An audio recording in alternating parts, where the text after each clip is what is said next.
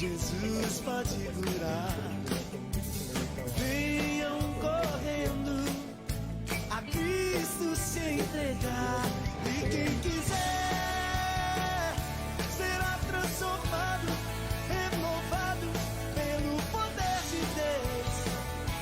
Só quem quiser, com minha voz eu canto.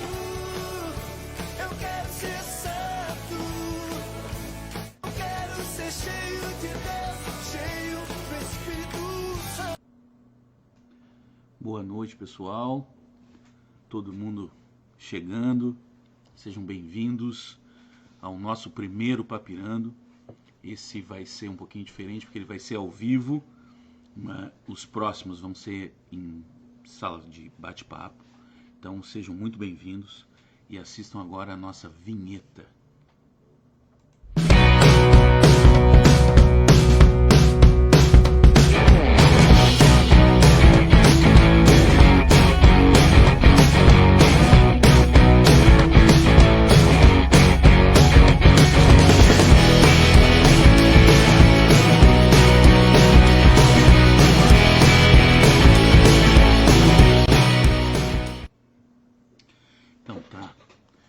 Seguinte, pessoal, sejam muito bem-vindos, todos que já estão conosco.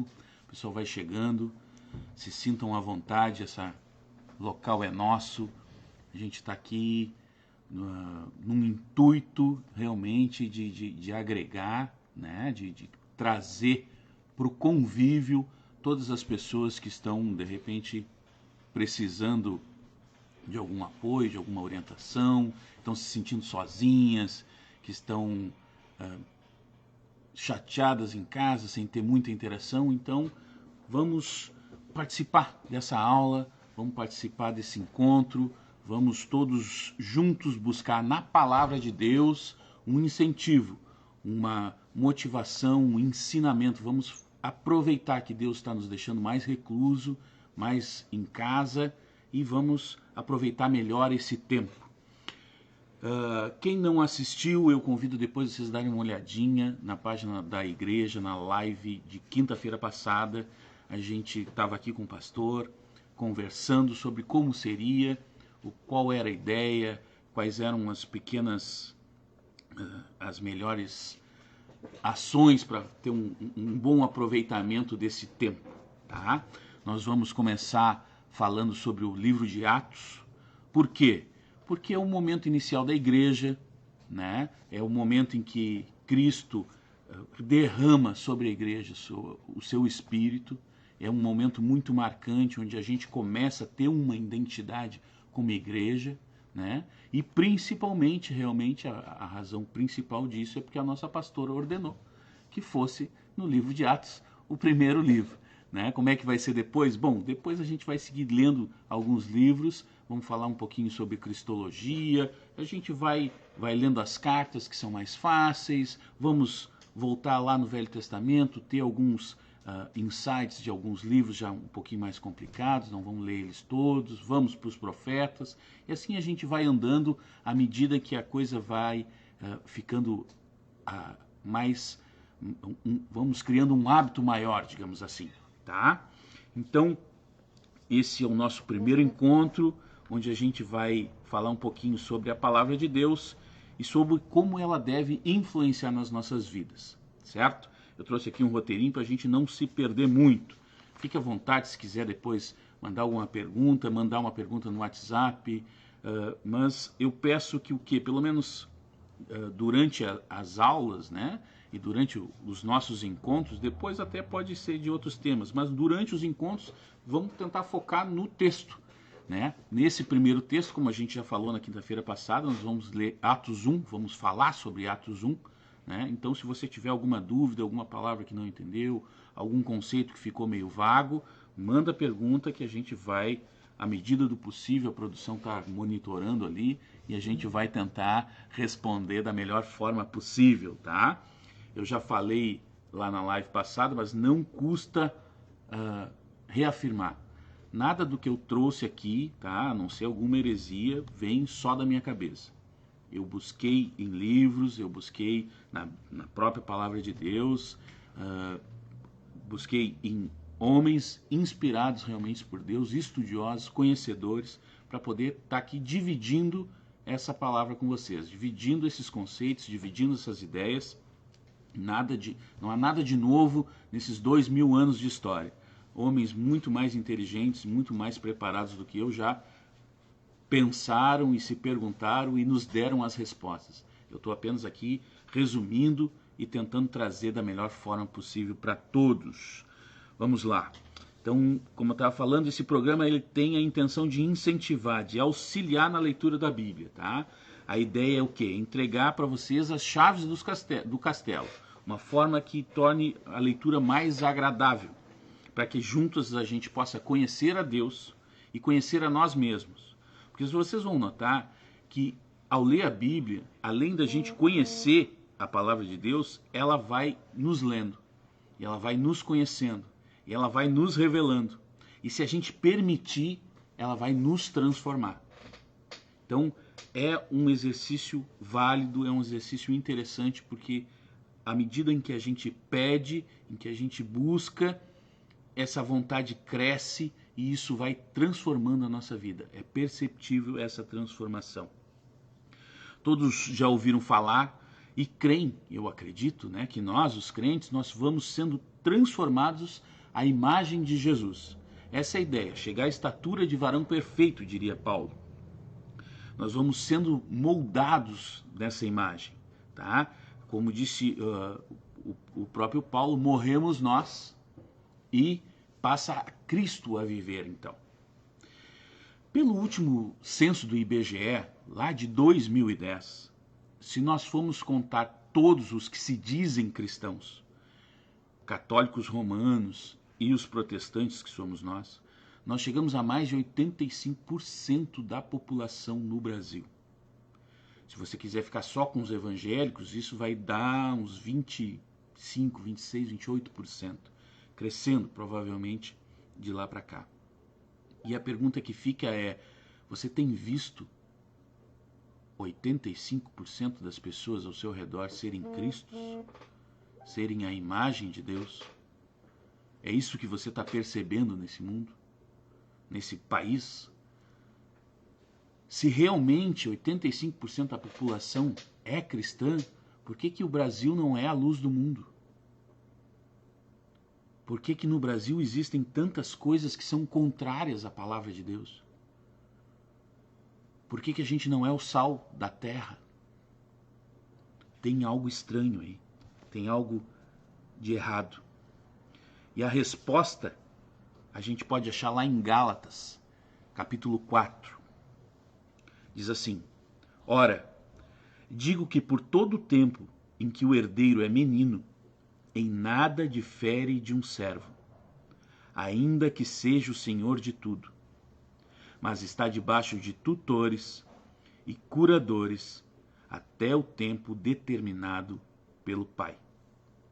O fato de sermos imaturos nos torna como crianças, diz lá em Hebreus 5, incapazes de fazer a diferença no mundo.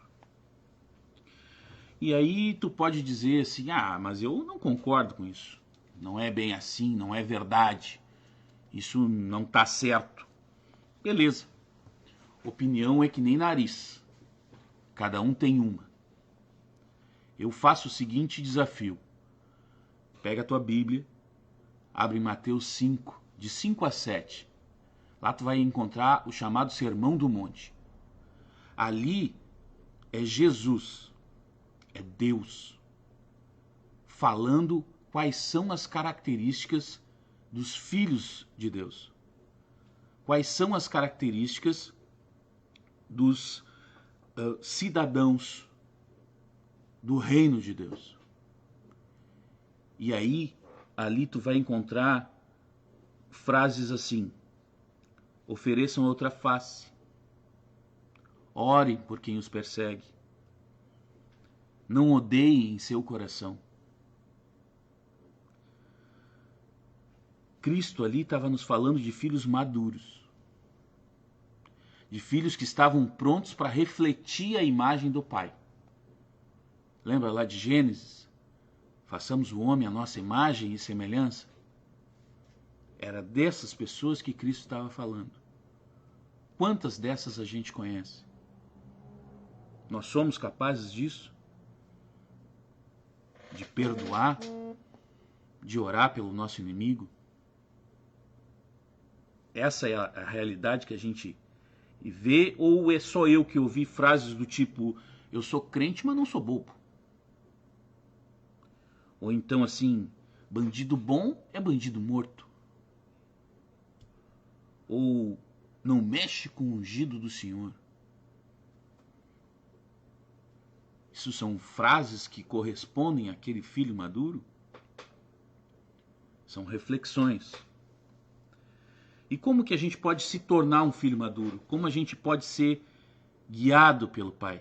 Ter conhecimento sobre como a gente deve agir, como a gente deve viver, como a gente deve pensar. Como que a gente deve nos relacionar com o Pai, conosco e com o próximo? 2 hábitos: oração e leitura da palavra de Deus. Somente assim a gente vai poder ser facilmente guiado, orientado, instruído pelo Pai. Somente assim a gente vai conseguir ter a intimidade necessária para que o Pai possa nos guiar, nos orientar, nos conduzir pelos caminhos. E a gente deve fazer sempre os dois, tá?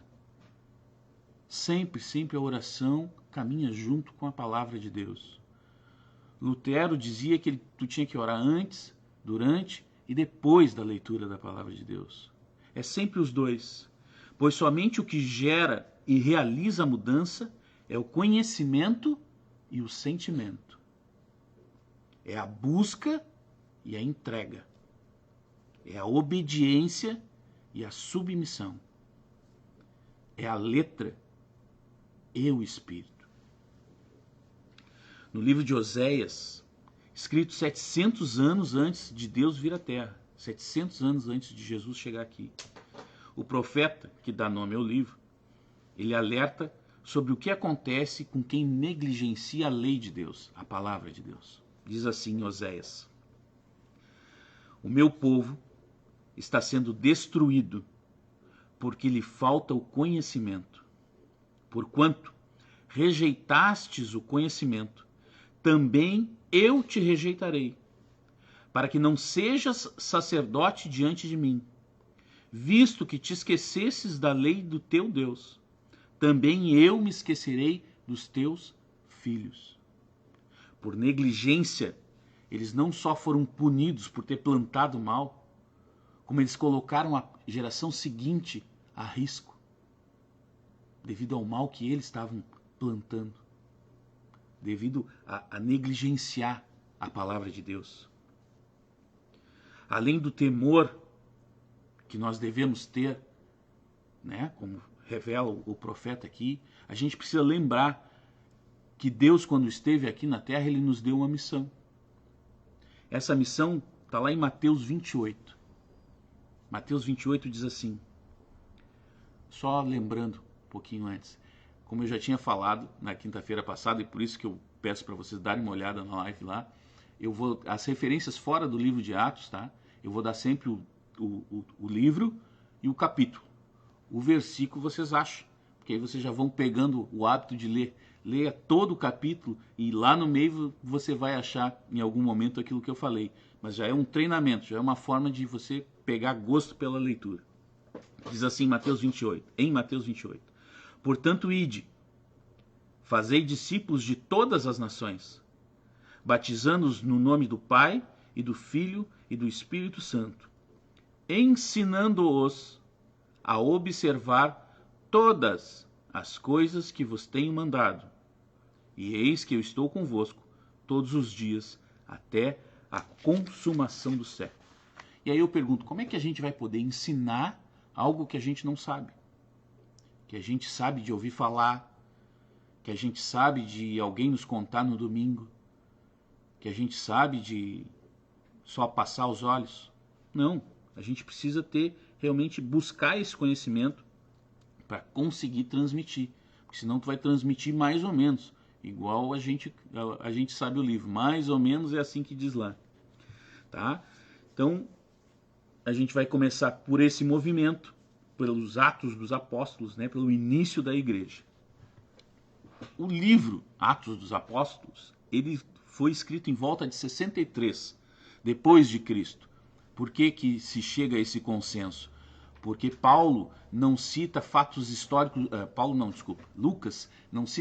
históricos importantes que ocorreram um pouco para frente dessa data, né? Então, como ele furta esses fatos que eram realmente muito importantes, como por exemplo a queda de Jerusalém, então a gente já sabe, nos anos 70 não foi, porque ele nem falou da queda de Jerusalém.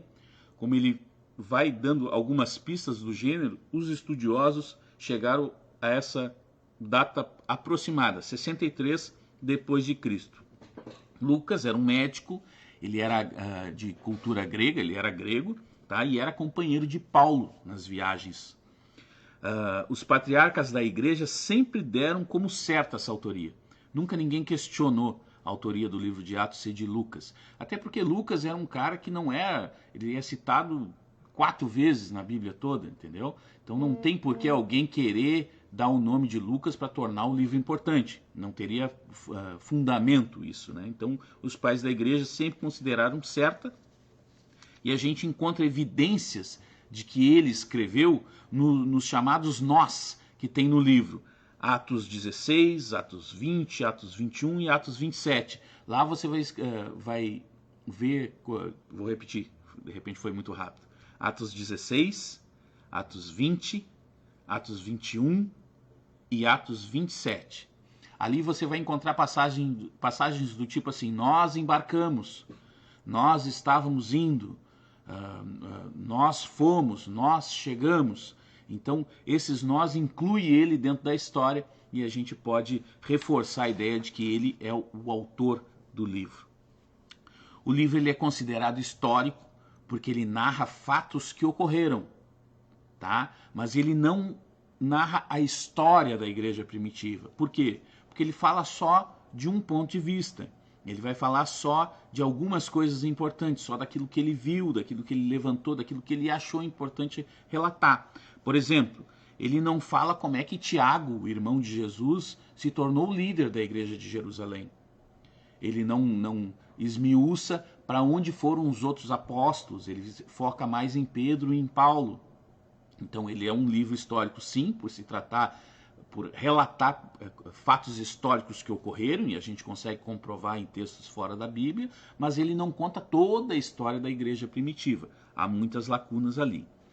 O nome Atos em si, ele surgiu somente no século II. E ele se referia, quando eles falavam, o livro em si, ele era junto com o Evangelho de Lucas, né? O conjunto era chamado de Atos.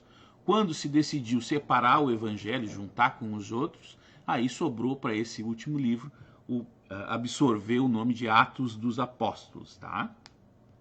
Então a ressurreição de Jesus marcou o início do cristianismo, é ali onde começa o livro. Os discípulos começaram a proclamar a Cristo como o Senhor ressurreto.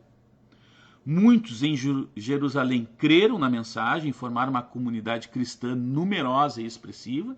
A gente vê ali relatos que foram 3.000, 5.000, cada vez que o Pedro abria a boca, eram milhares de pessoas que se convertiam.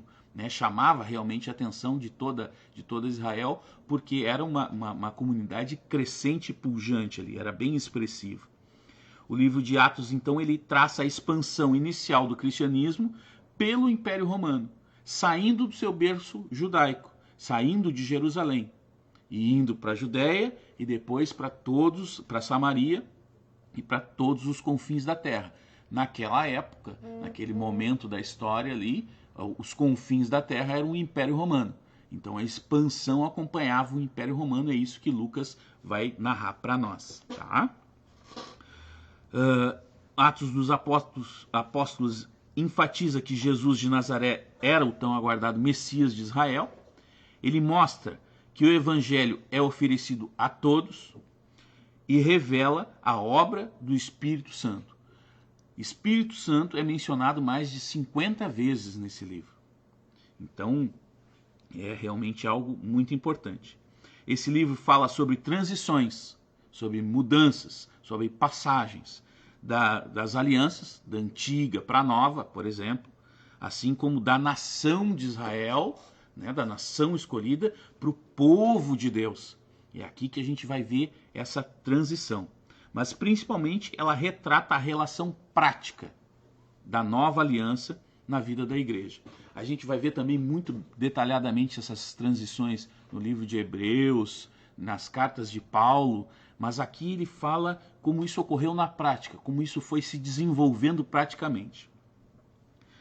Mas vamos então ao primeiro capítulo, que é o tema do nosso encontro de hoje, Atos 1. Eu espero que todos tenham lido, né? Se não leram, vocês leiam Atos 1, é importante a gente começar pelo começo. Então vamos ficar só em Atos 1 hoje. Aula que vem a gente vai falar sobre Atos de 2 a 8 e assim a gente vai indo. Então hoje espero do fundo do coração que vocês tenham se esforçado e tirado um tempo para ler Atos 1 durante toda essa semana. Tá? Sempre leiam o capítulo por toda semana, leiam em mais de uma versão, ouçam, anotem alguma coisa, é sempre importante. Tá?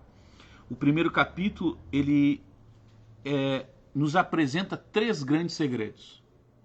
Resumindo assim, o primeiro capítulo, a gente pode separar ele em 3 segredos. Qual é o primeiro?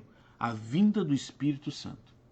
Atos 1, versículo 8, na parte A do texto, diz assim: mas recebereis a virtude do Espírito Santo que há de vir sobre vós. É o que eu tenho na minha tradução aqui.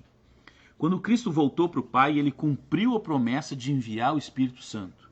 Ele já tinha dito isso lá em João 15. Promessa essa que já tinha sido feita no Velho Testamento, muito antes de Jesus nascer. Joel 2 e Ezequiel 36. Joel 2, Ezequiel 36, vocês vão encontrar a promessa que Jesus falou em João 15.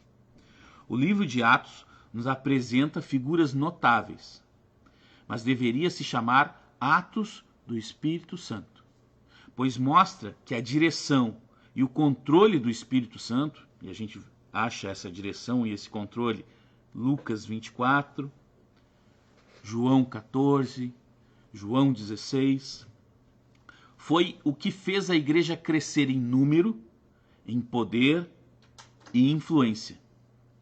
Lucas vai nos falar de forma muito semelhante sobre Jesus também, no seu segundo capítulo. Ele vai dizer que o menino crescia em graça, em estatura e em poder.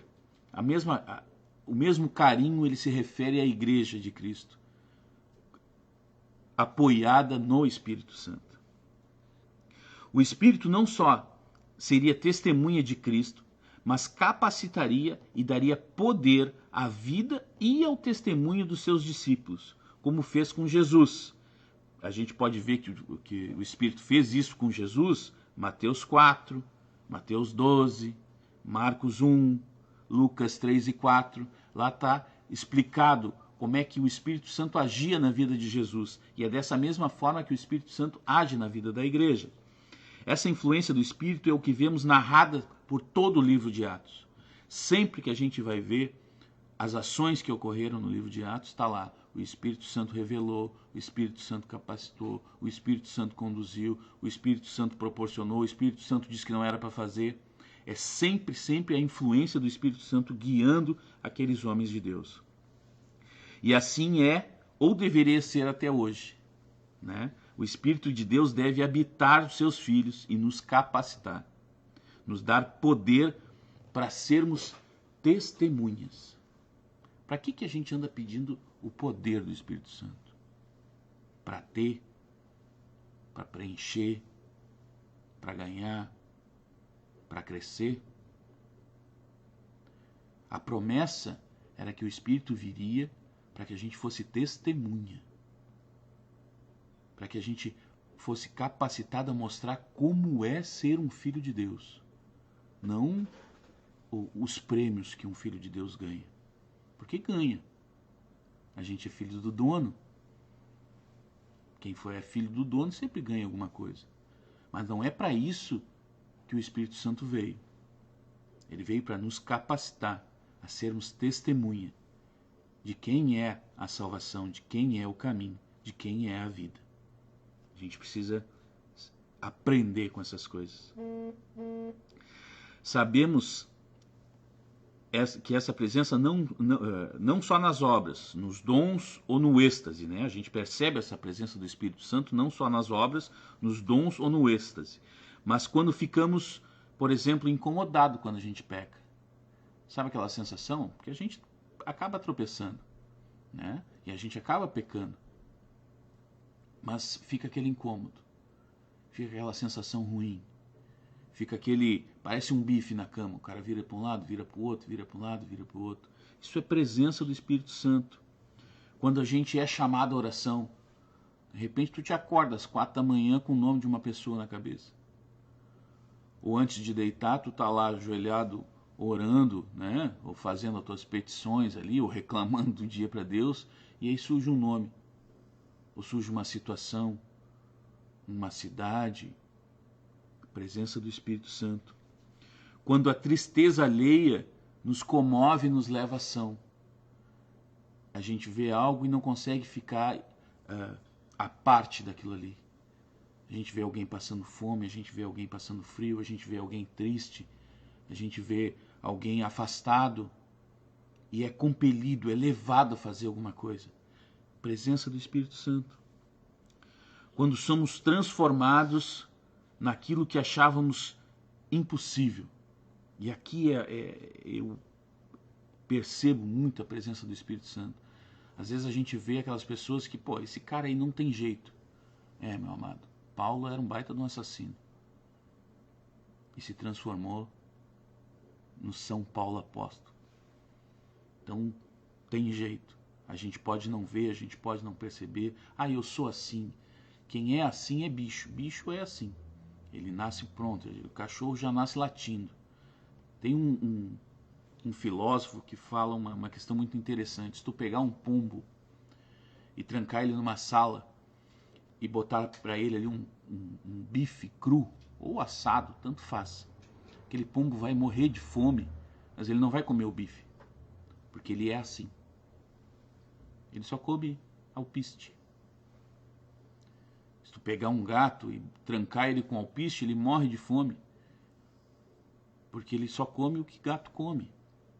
O ser humano é capaz de ser, se permitir, capaz de ser transformado, mudado pela ação do Espírito Santo. Quando nós somos movidos de forma sobrenatural.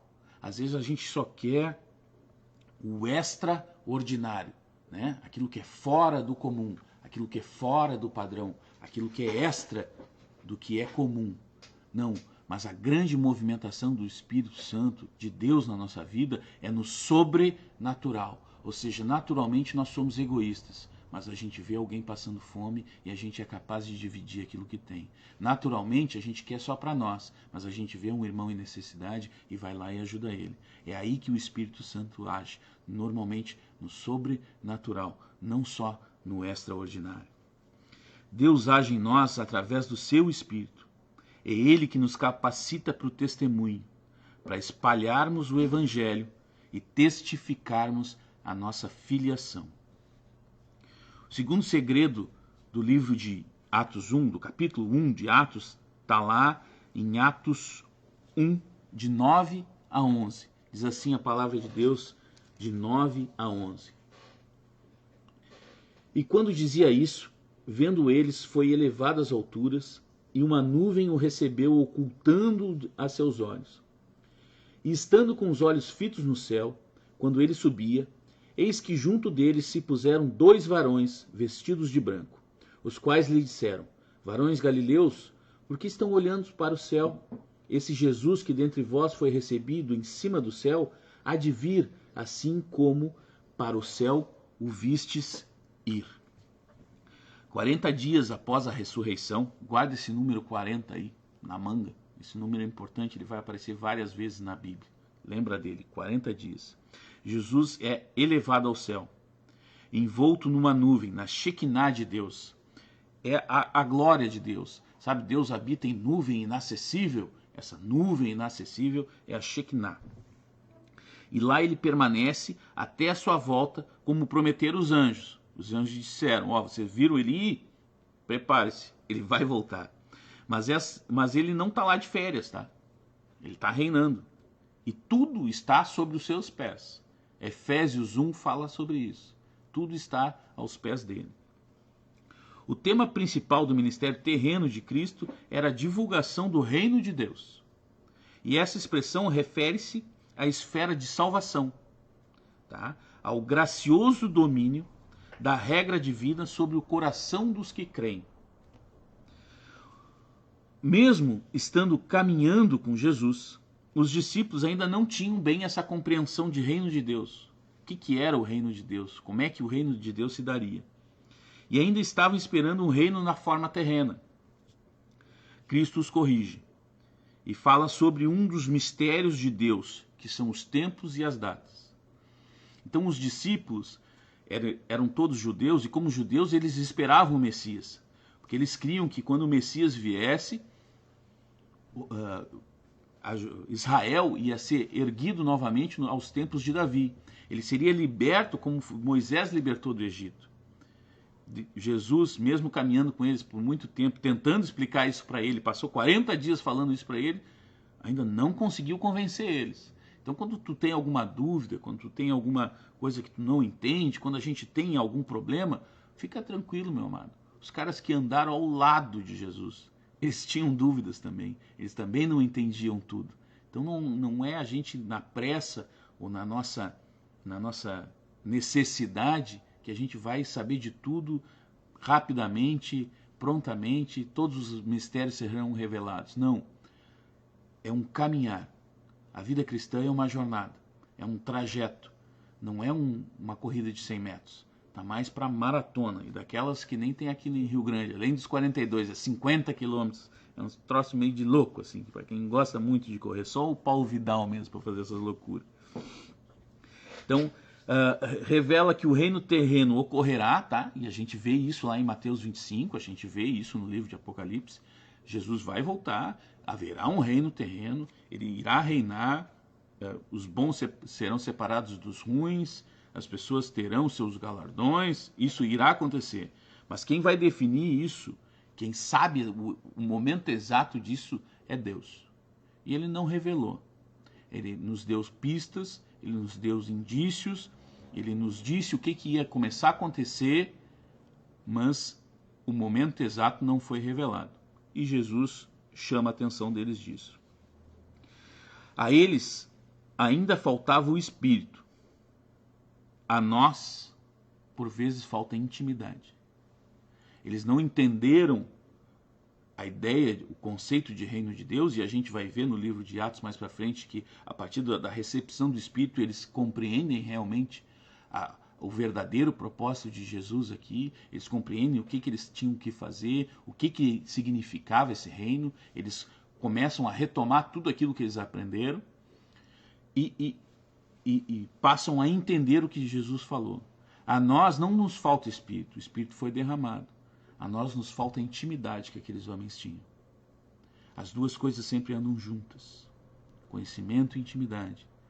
Oração e leitura da palavra. é sempre duas coisas, é a letra e é o espírito. E não é só isso que Cristo ainda anda fazendo à direita do Pai. A palavra de Deus nos diz que ele está à destra do Pai, à direita do Pai.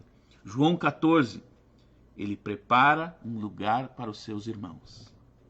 Romanos 8, Hebreus 7, ele intercede por nós. Pense, intercessão bem boa. Se ninguém orar por ti, se tu não orar por ti, ele já orou e ele intercede por ti.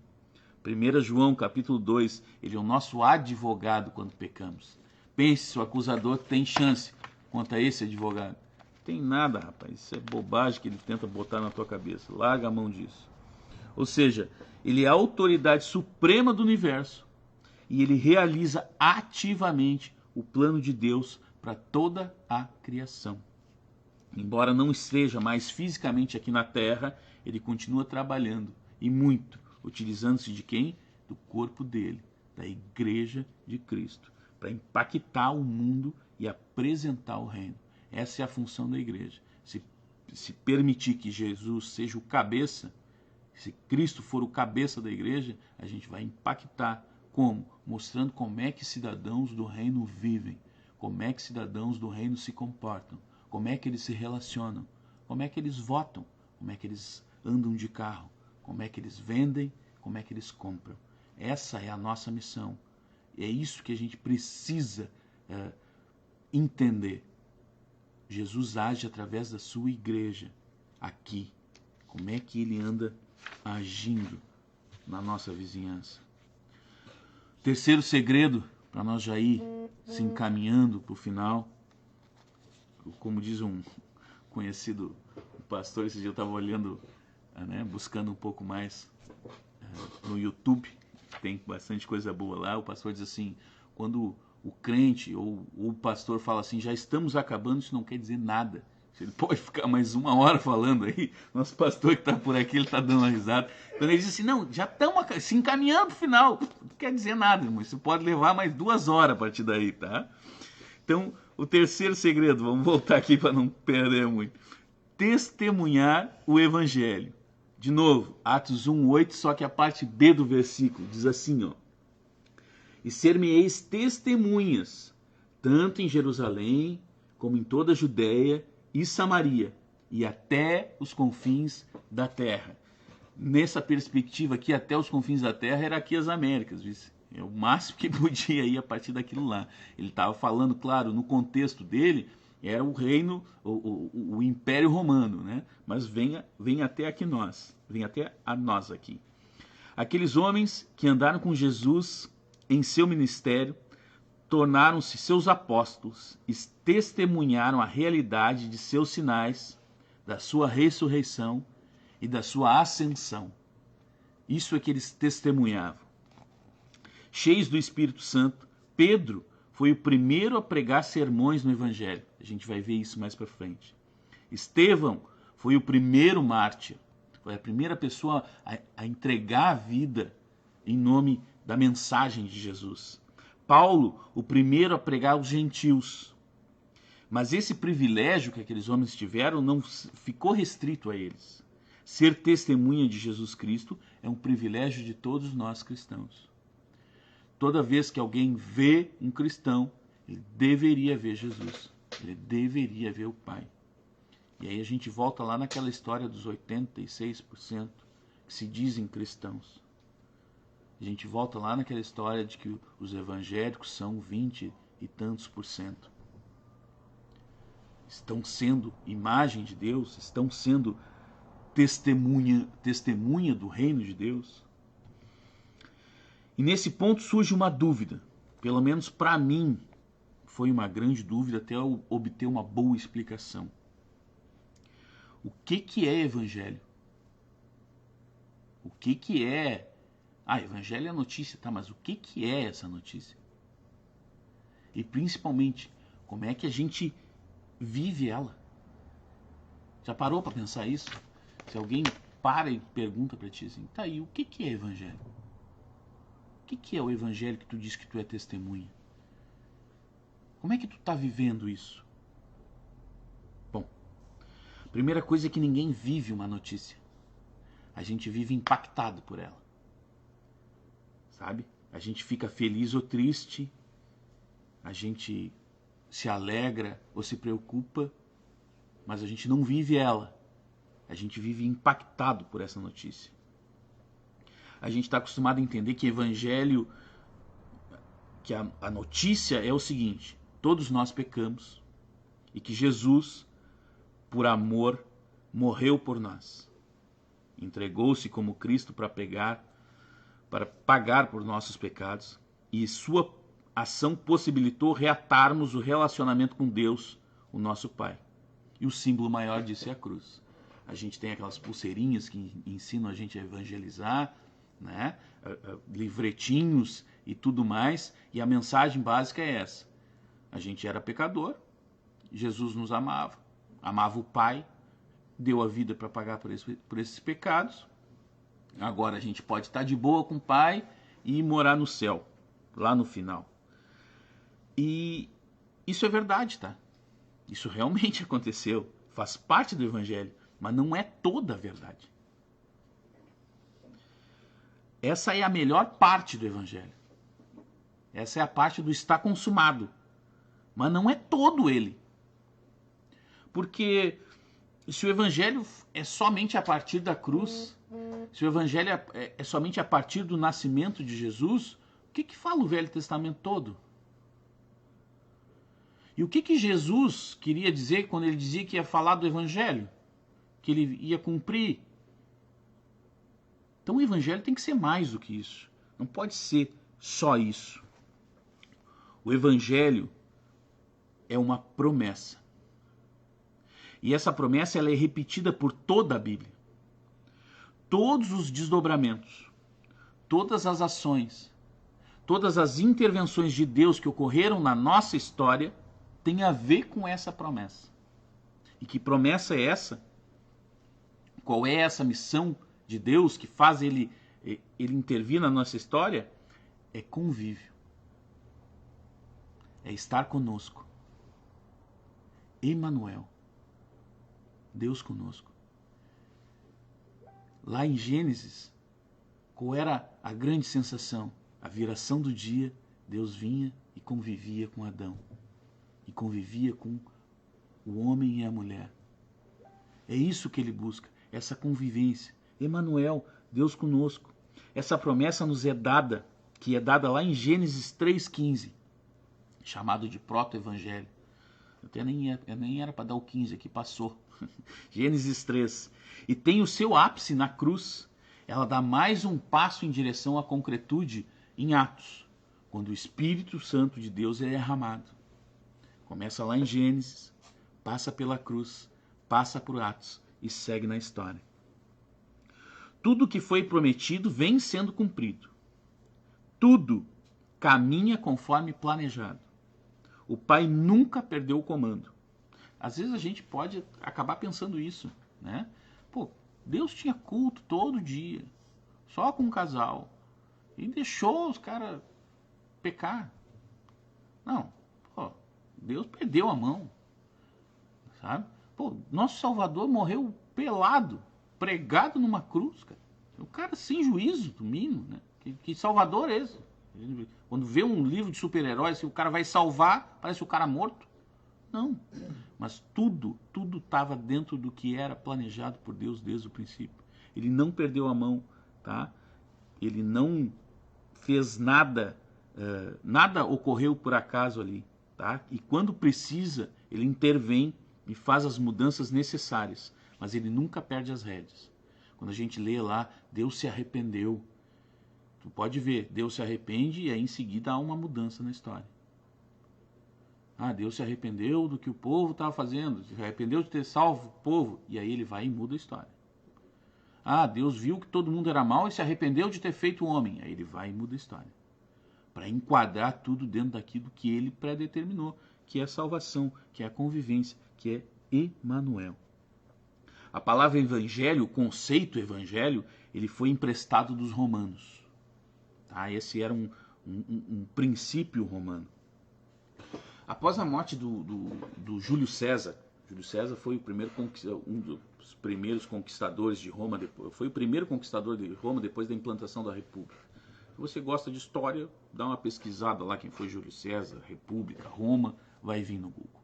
Então ele foi o primeiro conquistador. E ele foi assassinado. Todo mundo já deve ter ouvido falar em algum momento, tropeçou nessa história do Brutus, que assassinou o Júlio César. Pois é, desse Júlio César que eu estou falando. Ele foi assassinado e Roma, o império todo romano, entrou em guerra civil.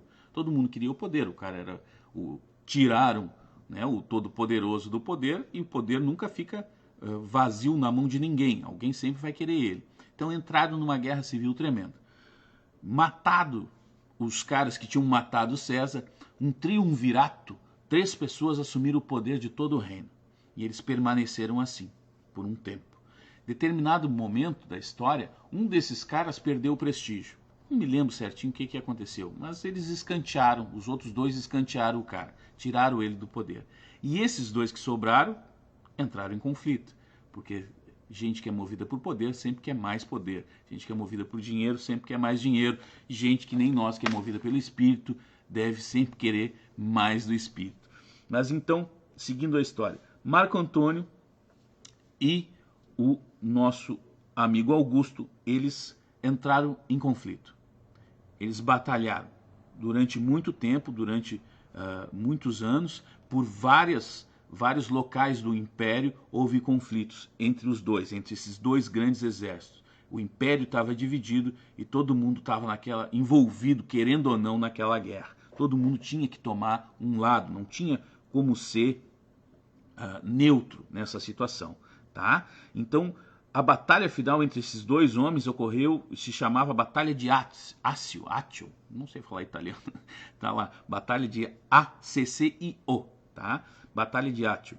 E lá foi uma batalha marítima onde o exército do Augusto derrotou completamente o exército do Marco Antônio. Marco Antônio também você já deve ter ouvido, já cruzou com ele na sua vida acadêmica, é aquele marido da Cleópatra, a Cleópatra que morreu picada pela cobra e o marido se jogou com uma espada. Esse marido é o Marco Antônio.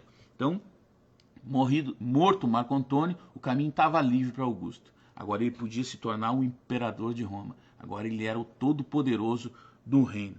Todo o império aguardava esse desfecho, tá? Todo o império estava cuidando disso aí. Todo o império estava envolvido nessa guerra e todo mundo ansiava em saber quem é que ia ganhar, a fim de se preparar para estar do lado vencedor. Todo mundo queria saber, não só por curiosidade, mas por dizer, não, ó, a gente sempre te apoiou. Ou então aqueles que apoiaram o outro lado ir lá pedir perdão rapidinho. E lembra que nós estamos falando aqui de 2000 e tantos anos atrás. Não tinha o WhatsApp. Pode parecer mentira, mas existia um momento da história do mundo que não existia o WhatsApp. Não existia a internet, as cartas demoravam a chegar. Você acha que o correio está ruim, meu irmão? Naquele tempo era um pouquinho pior. Tá? Então ficava todo mundo apreensivo para saber o que ia acontecer. Para vocês terem noção, da vitória na batalha até a chegada a Roma, Augusto levou 2 anos em marcha. Porque existia muita gente, era muito interesse, era muita coisa, e era realmente longe, era a cavalo que se viajava, imagina um monte de gente indo a cavalo, era complicado. E nesse período todo, alguém ia à frente do exército, anunciando, gritando. Ele chegava na cidade, na praça da cidade, e gritava o quê? Evangelho, notícia, a boa notícia. Augusto ganhou. Ele é o vencedor. Preparem-se. Ele está voltando e irá reinar. É daí que vem essa ideia evangelho. Sempre que o povo romano conquistava um outro povo, ele chegava nas cidades e anunciava evangelho. Roma chegou. Roma ganhou. Vai reinar. Preparem-se. No final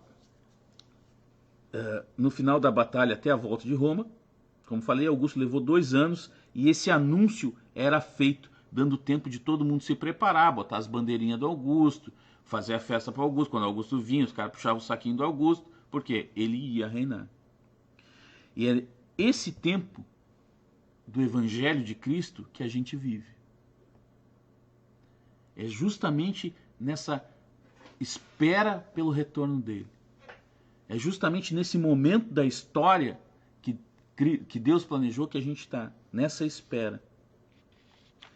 A gente tem que entender o seguinte, ó, ele foi prometido, ele veio, ele ganhou, ele já distribuiu despojos, como a gente vai ver. Ele está voltando. Então arrependam-se, mudem o entendimento, entreguem-se a ele, se preparem. O rei, mas o rei não é um que vai poder ser derrubado, é o rei eterno. Ele está voltando e a gente precisa se preparar, e a gente precisa se arrepender, e a gente precisa estar pronto, e a gente precisa ser o exemplo para as pessoas que ainda não sabem disso. Devemos viver sob o impacto dessa notícia. Devemos nos aproximar cada vez mais de Cristo e agir cada vez mais como Ele. Buscar ter intimidade com o nosso Deus. Desejarmos a presença do Espírito Santo em nós. Emmanuel. E aí a gente volta lá ao início desse nosso encontro. Leitura da palavra e oração. Intimidade. Sabe? A gente vê isso desde o início de Atos. No capítulo 1 ali vocês vão ver, Pedro e os apóstolos e as mulheres estavam todos o quê? Reunidos, orando. E como é que está a nossa vida de oração? Está igual a nossa vida de leitura da palavra? Todo domingo, de vez em quando a gente está precisando, ou a gente já é impactado por essa notícia, ou a gente já percebeu que o rei está voltando, ou a gente já está assim, querendo conversar com Deus. Porque não pensa que quando a gente ora, a gente chama Deus para conversa. Não, a gente é que diz para Deus, Deus, estou aqui, vamos conversar. E toda oração, isso é uma coisa interessante que eu aprendi essa semana, até pode ser um insight aí para uma nova ação do grupo de homens, é o que você aprendeu. Essa semana eu aprendi, já estava lá guardado no fundo da memória, mas às vezes é bom a gente retomar o que? Na frente de Deus há um cálice, e esse cálice está cheio de incenso, e esse incenso é a oração dos santos.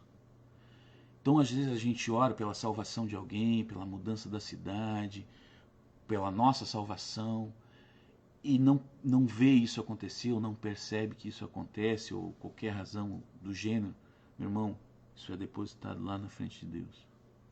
E a palavra de Deus diz que quando Ele derramar aquilo ali, aquilo vai acontecer de uma hora para outra. E a gente nem vai perceber. Então continua orando, continua a tua intervenção pela cidade, pelo país, pelas autoridades, por todos. Ora, que isso nunca, nunca é esquecido, vai parar lá na frente de Deus. E veja, em nenhum momento é prometido tranquilidade. Em nenhum momento é prometido acerto contínuo ou vida boa. Sabe? O que Deus fala nas palavras de Jesus é: vocês vão ter tribulação. O bicho vai pegar. É só o que ele fala. Ele nunca fala de, recebeu o Espírito Santo, agora relaxa, irmão. Relaxa que vai. Não vai. O inimigo vai ficar louco contigo e tentar te derrubar de qualquer forma.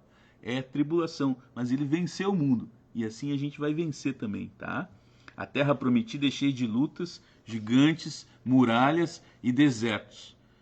É isso que acompanha a vida do povo de Deus. Não vai ser diferente, mas nada vai nos parar.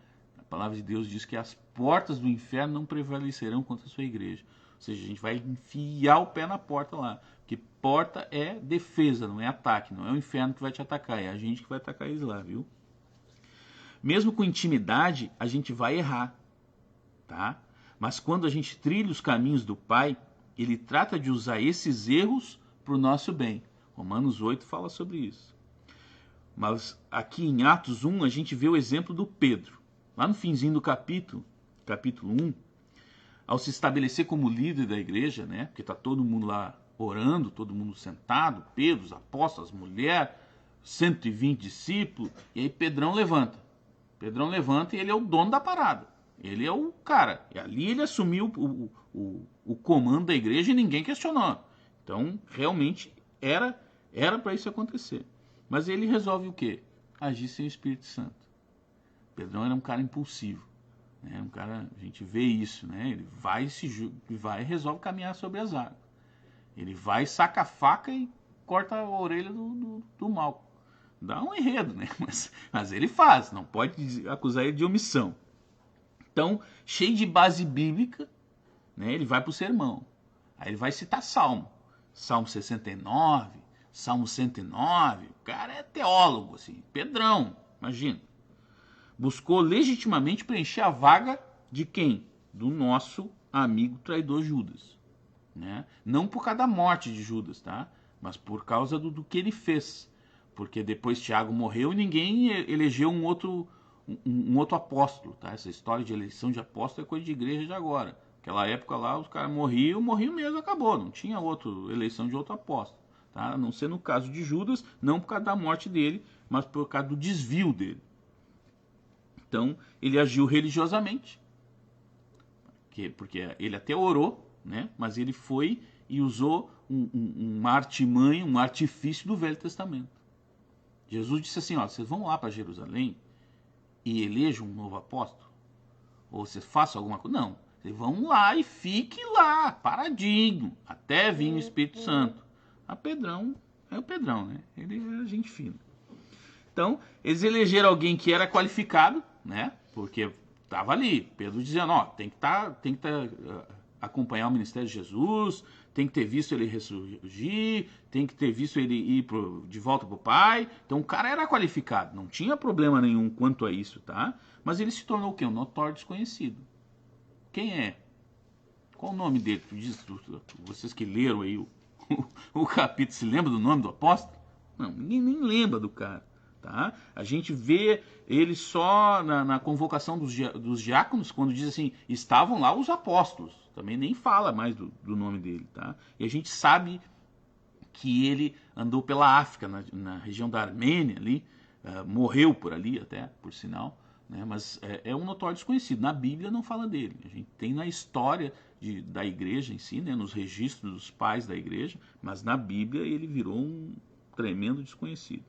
Tudo feito dentro das normas, né? Eles oraram, jogaram sorte, urim e tumim era algo que estava prescrito na lei de Deus, então ninguém inventou, ninguém fez macumba, ninguém fez nada, não foi por acaso ali. Eles fizeram o que tinha que fazer.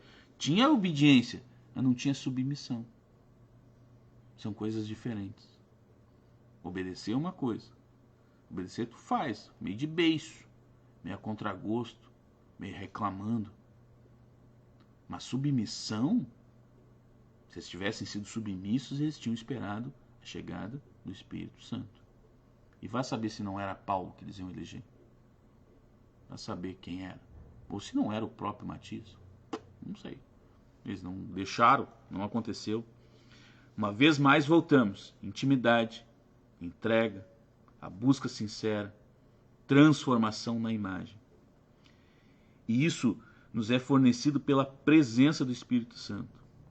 E esse empoderamento, uma palavra tão atual, né? Empoderamento.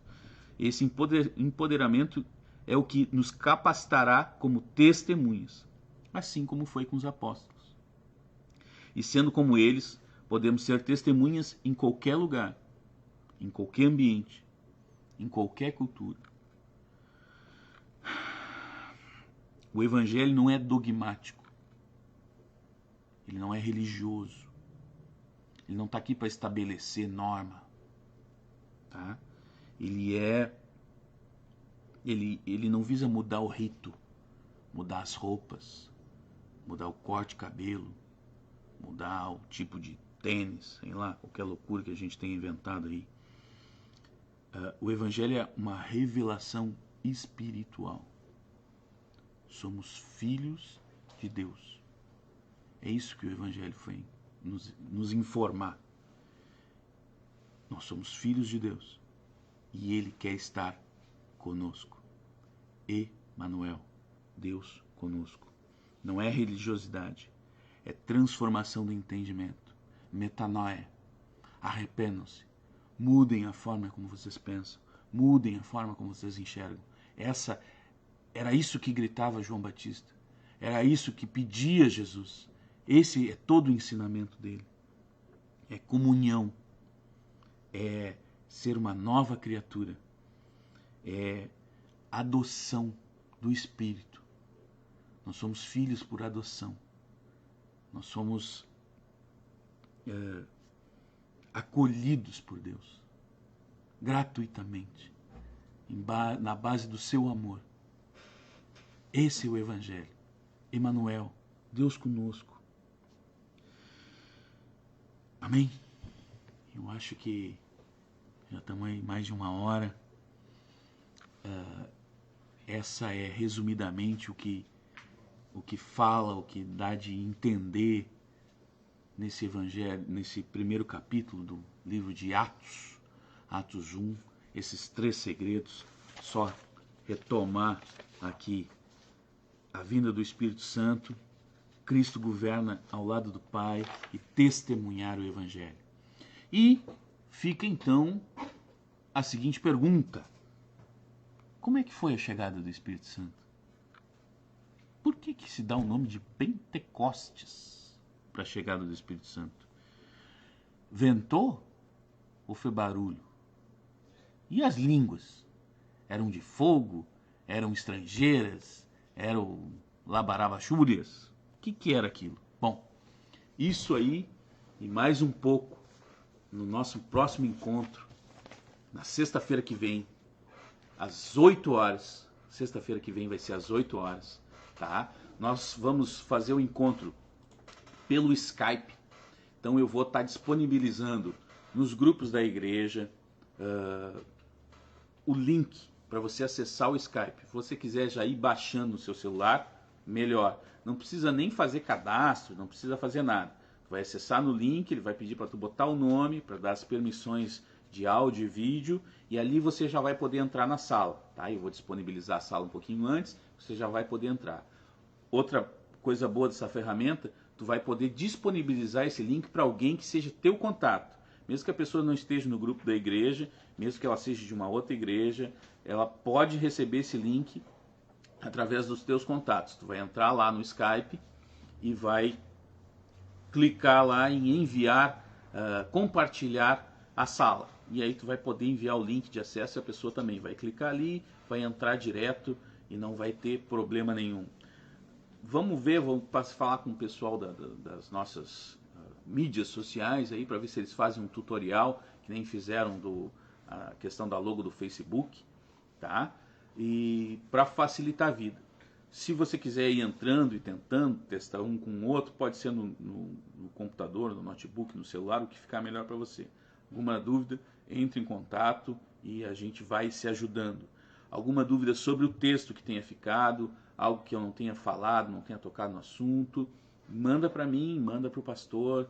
Nós temos assim, esse é um projeto da igreja, tá? A igreja, na figura das suas lideranças, decidiram implantar de uma forma muito mais ampla do que eu tinha imaginado. Então, tem toda uma série de pessoas aqui para facilitar, para nos apoiar. Não fica na dúvida, não fica com medo, chama, conversa. A gente pode marcar um encontro, pode me pagar um café, não tem problema. A gente vai lá conversar um pouquinho. Tem vários canais e vários meios para a gente se falar e tirar dúvida. Isso aqui, a ideia realmente é incentivar a leitura da Palavra de Deus. É mostrar o quanto essa intimidade é importante e o quanto que isso vai mudar a nossa vida. Semana que vem, capítulos de 2 a 8. Acabou a mamata de um capítulo só. Daqui para frente é só mais e mais e mais Palavra de Deus, tá? Capítulos de 2 a 8, sexta-feira que vem, 8 horas, pelo Skype, você vai receber o link aí. Produção, mais alguma coisa, produção? Mais algum recado? Mais alguma dica?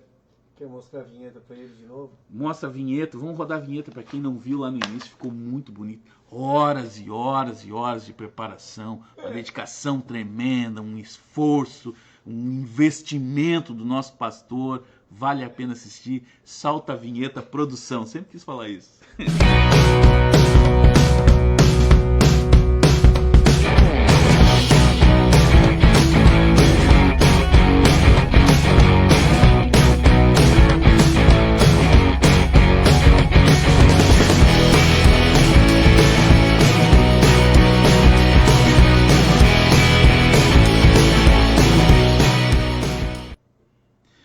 O professor ali foi insistência dele. Eu falei, vou tirar aquilo ali. Tá? Professor não, né? Tá de sacanagem. É mais para apresentador do que para professor. Mas a ideia é essa, é bater um papo, é conversar. Claro, aqui pelo Facebook já é mais complicado, já vou ter que ficar olhando mais para o lado ali para saber a pergunta, não pergunta. Mas pelo Skype vai ser bem mais dinâmico, porque todo mundo vai ter voz, vai ter vez, e a gente vai poder discutir um pouco mais a miúde. Claro, lembrando, né, meu povo, perguntas sobre aquele tema que está sendo proposto, e quanto mais se perguntar, mais longe vai a aula. Então, se você assim, preza pelo seu sono e eu prezo pelo meu, não vamos nos espichar muito, vamos seguir um pouquinho o roteiro e vamos tirando dúvida, vamos interagindo, sim, porque essa é a proposta. Tá? A nossa pastora definiu lá no início, como ela definiu Atos, ela movida pelo Espírito Santo, obviamente, né, que nós faríamos 4 encontros para o livro de Atos. Eu consegui espremer tudo em 5, então eu já estou fora. Se a gente ficar espichando muito, tendo que cortar, a gente vai mais longe, aí ela pode ficar brava, e aí ela pode orar para que algo aconteça nesse programa. Então, não vamos cutucar muita fera, tá bom? Como é que o pessoal vai fazer para ir pro grupo? Eles vão dar um número ou a gente coloca o teu número agora aí para eles mandarem um WhatsApp? Pode colocar o número aí, para colocar o WhatsApp. Pode colocar meu número, produção. Produção, coloca o número na tela, produção.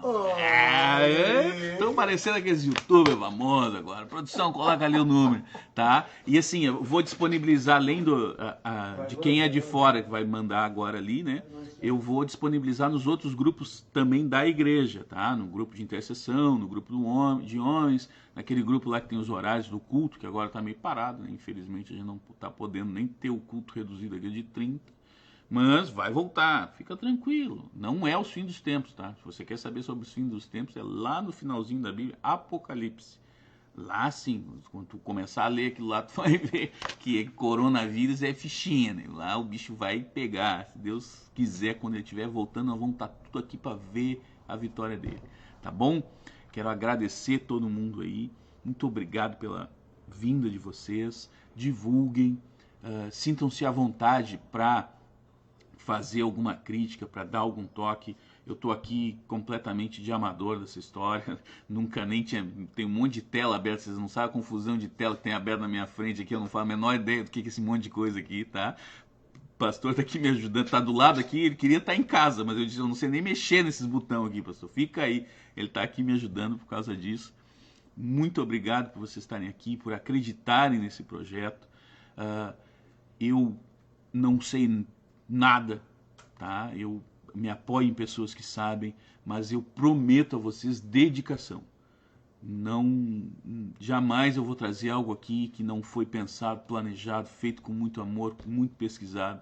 Minha esposa que está em casa nos assistindo, um beijo, minha esposa, amo você. Minha filha, amo você também, fazer aquele comercial. Meu filho, amo você também, para ninguém ficar com ciúmes. E ela sabe o quanto eu me dedico, o quanto eu me sento lá à frente do computador com 2, 3, 4, 5 livros abertos, mais a internet, mais não sei o quê. Às vezes eu fico meio endoidecida, mas ela sabe que eu estou fazendo algo porque é realmente dedicado a transmitir a palavra de Deus. Eu creio firmemente que Deus me deu essa possibilidade, essa capacidade de sintetizar, de trazer, de mostrar. Claro que a gente tem que aprimorar, claro que a gente tem muito onde aprender e eu continuo buscando isso, por isso que eu peço a sua ajuda. Tem alguma dica, algum truque, alguma questão a levantar? Manda e a gente vai se aprimorando e buscando o melhor para todo mundo, tá bom? Pastor, mais alguma coisa? Encerrou? Estamos indo. Estamos indo. Então, eu queria só encerrar com uma oração, que como eu falei, palavra sem oração, ela não é não é tão eficaz, digamos assim. A palavra de Deus é eficaz, mas se ela estiver acompanhada do Espírito de Deus, da sua oração, da oração pelo Espírito de Deus, ela se torna muito mais eficiente, tá bom? Pai querido, Pai amado, em nome de Cristo Jesus, Pai nosso, Pai, obrigado pela oportunidade de estar falando sobre a Tua palavra, Pai. Pai, dê-nos o entendimento, revela-nos o que o Senhor quer que a gente saiba, Pai. Fala conosco não aquilo que a gente quer ou que a gente gosta, mas aquilo que a gente precisa ouvir, Senhor. Derrama sobre nós a Tua água, Senhor. Compartilha com nós o Teu pão, o pão da vida, Pai. Todos que estão aqui, todos nós que estamos envolvidos nesse projeto, estamos de coração aberto, movidos pelo Teu Espírito, no intuito de levar a Tua palavra para mais pessoas de uma forma completa e revestida do Teu Espírito, Senhor. Continua nos guiando. Eu sei que esse projeto nasceu no Seu coração, porque foi isso que eu pedi, que ele só se concretizasse, que ele só fosse possível se fosse de Ti. E ele está sendo por causa da Tua presença, Pai. Continua nos guiando, continua nos orientando e possibilitando que cada vez mais a Tua palavra atinja os nossos corações. No nome de Jesus, para a Tua honra e para a Tua glória, eu te peço. Amém. Amém? Até a próxima. Sexta-feira, então, Papirando. Terça-feira tem culto CAP. Domingo nós temos o culto online. Quinta-feira tem o Café do Pastor. Temos os grupos de WhatsApp. Você não está sozinho. Você sempre tem companhia. Tá bom? Amém? Amém? E até mais. Beijão. Só voltou uma coisa.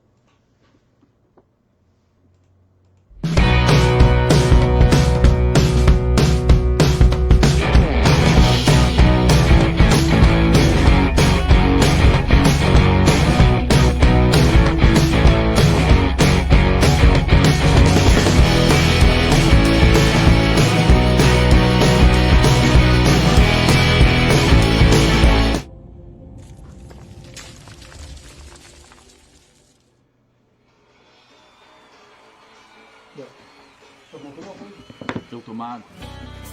Seco, seco.